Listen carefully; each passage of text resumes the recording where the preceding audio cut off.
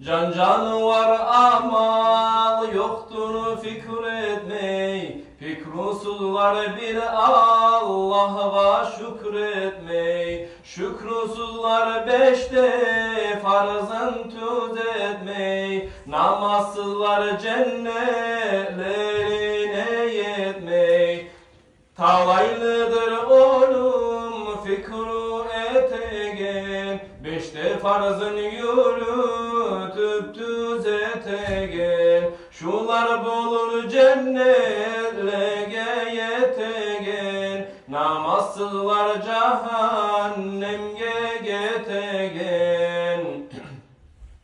Siz tınlağız paygambarını sözüne, 70 malak karşı gelgen özüne. Söyle turup baktı Rasul yüzüne, pek acayip oldu Rasul sözüne. Her bir canlı halın Allah söyletken, haklıdır bu sözleri anlagan. Öz başına barı can şükür kılgan, talaylıdır bulanı tergep bilgen.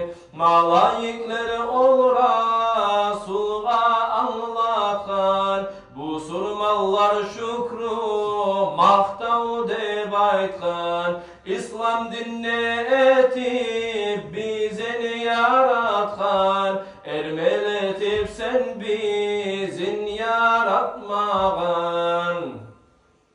Ermeli de aytkan, ermeli men bilemen, men ermeli bolmağıma razimen. İnsan etip cuhud dinne etmegen, Allah'ıma şükrü maktav etemen. Cuhud dedi şükrü bulsun ya Rahman, cuhud dinne etip beni yaratkan. Macus etip sen beni yaratmagan, macusi yoluna beni salmagan. Macusi de aytkan şükrü bolsun ya Rahman, kobra zemin macusi bolmağıma. Söyünemen men it bolmağanıma,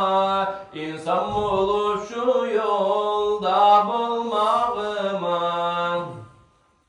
Son Allah'a şükrü etip it aytkan, domuz etip sen beni yaratmagan. Domuz da aytkan menne şükrü etemen, İnsan etip asilerden etmegen. İnsan olup farz sünnetini koygunca, namaz kılmay Allah gasse bolgunca. Domuz bolup ölmekligim kop kolay, namazsızlar kalar cehennem yallay. Bari alam şolma şarga yetecek, sirat mizan kurup hukmu etecek. İt domuzlar toprak bulup getecek, olağa hiç hesap sual etmeyecek. Bari namus gelip insanla toktay, farz sünnetin koya Allah'dan korkmay. Amal yoktur olar cehennem yürümey, it domuzlar ahiratını oylamay. İnsan olup beşte farzını koyganla, nalat verir can canı var barıda. Tavrat'ta da İncil'de de Zabur'da, ol varmal unnegen bizini Kur'an'a. Ol Habibim kabil attı gözlerin, anlağanla itton uzun sözlerin. Her kim iman gerek tüzlemege özlerin, namaz kılıp suyda kavup yüzlerin, namaz kılıp 5'te farzda sucud etsin. İslam dinine bolmaklıkta şükretse, şöküyüne